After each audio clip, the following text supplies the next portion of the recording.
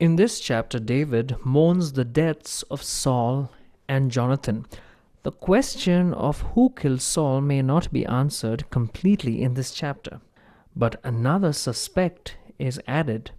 A young Amalekite who came out of the camp of Israel reported to David the death of Saul and claimed credit for killing him. David executed the young man for the crime.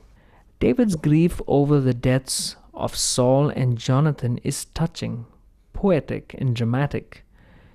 It's a striking lamentation. Here we are introduced to another suspect in the death of Saul. 2 Samuel chapter 1 verses 1 and 2. After the death of Saul, David returned from defeating the Amalekites and stayed in Ziklag 2 days. On the third day, a man arrived from Saul's camp with his clothes torn and with dust on his head. When he came to David, he fell to the ground to pay him honor. This was a dark day in the history of Israel. War and defeat had come to these people because they were out of the will of God. At the end of World War II, we thought we had brought some peace into the world, and we expected to rest on our laurels from then on and to enjoy life in sin, far from God. That, I am sure, is one of the reasons the world has not had a day of peace since the end of World War II. It has been continual war for us ever since. There will be turmoil and warfare for a nation, a people, or an individual who is out of the will of God. Isaiah 57 verse 21 says, "There is no peace, says my God, to the wicked." Isaiah said that 3 times. I wonder if it's true to us today. As I have said, it was a dark day for Israel. You can see their position. King Saul was dead. His sons, as well as Jonathan, were found dead. Israel had lost the battle. The Philistines had taken all the northern area around Galilee, and now they had gained ground in the south. David did not know what had happened in the battle. He and his men had been recovering their own loved ones from the Amalekite warriors. They had been back in Ziklag for 2 days without hearing a word. Finally, a man all covered with mud and dirt and wearing torn clothes stumbled into David's camp. He said he had come from the war. He told David that the Philistines had won the war and that Saul was dead. Then he told David what had happened. 2 Samuel, remember? Chapter 1, verse 3. "Where have you come from?" David asked him. He answered, "I have escaped from the Israelite camp." "What happened?" David asked. "Tell me," he said. "The men fled from the battle. Many of them fell and died, and Saul and his son Jonathan are dead." Then David said to the young man who brought him the report, "How do you know that Saul and his son Jonathan are dead?" "I happened to be on Mount Gilboa," the young man said. "And there was Saul leaning on his spear with the chariots and riders almost upon him. When he turned around and saw me, he called out to me and said, 'What can I do?' He asked me, 'Who are you?' 'An Amalekite,' I answered. Then he said to me, 'Stand over me and kill me. I am in the throes of death, but I am still alive.' So I stood over him and killed him, because I knew that after he had fallen he could not survive. And I took the crown that was on his head and the band on his arm and have brought them here to my Lord." Is this Amalekite speaking the truth?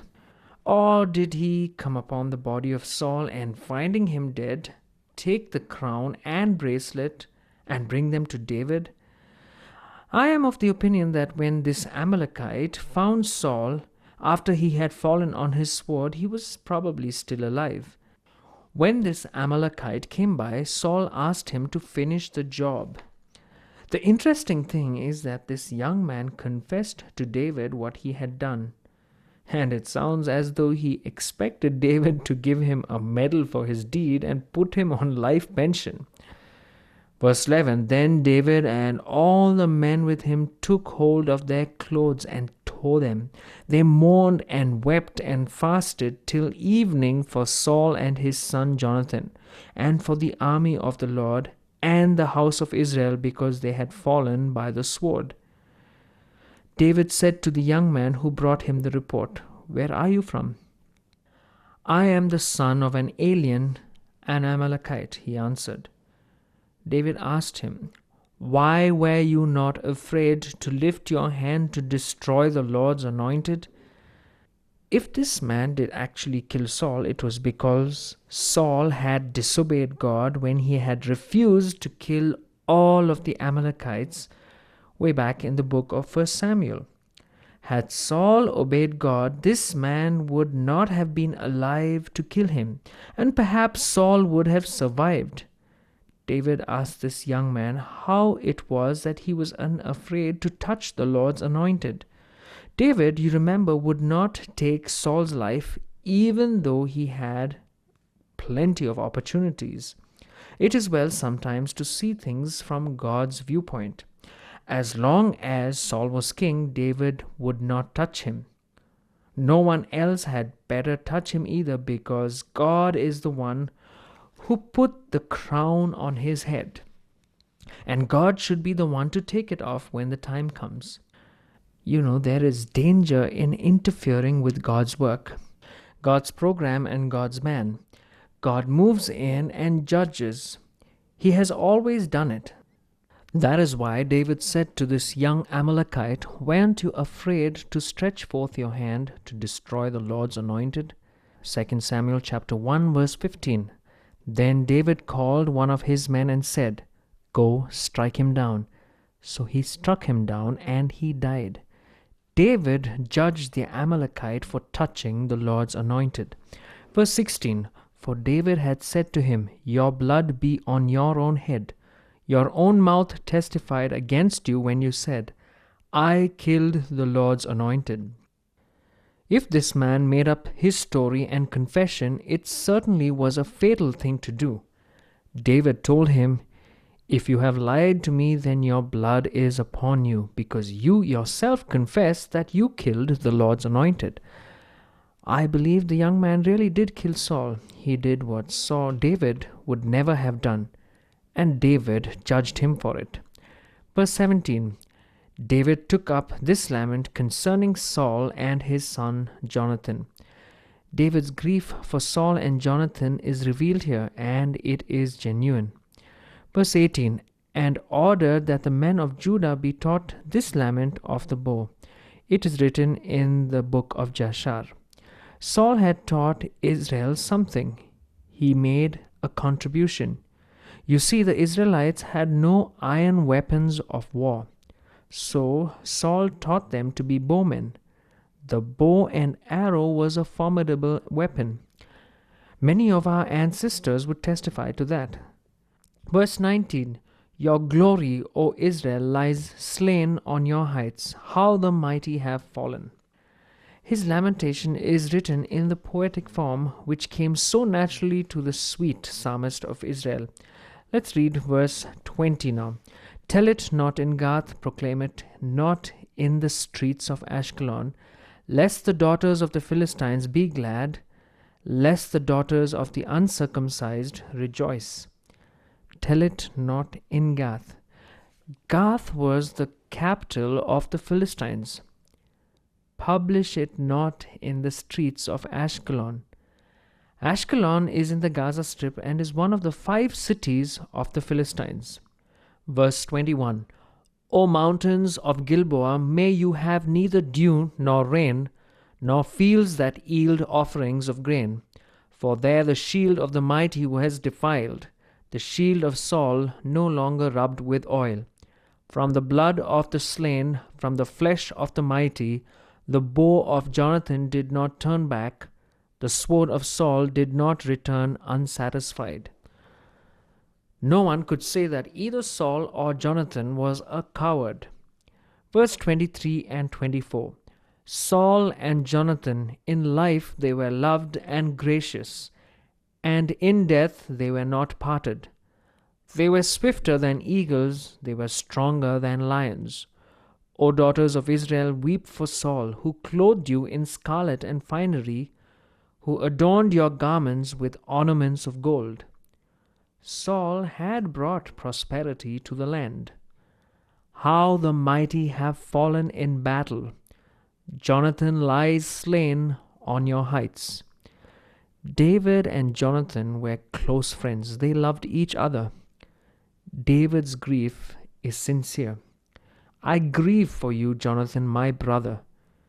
You were very dear to me. Your love for me was wonderful, more wonderful than that of women. It is interesting that David says more wonderful than that of women because he was married to Jonathan's sister. Later, we will find that she betrays David. I think Michal loved him as a hero in the beginning, but the day came when she despised him. David was not very successful in his relationships.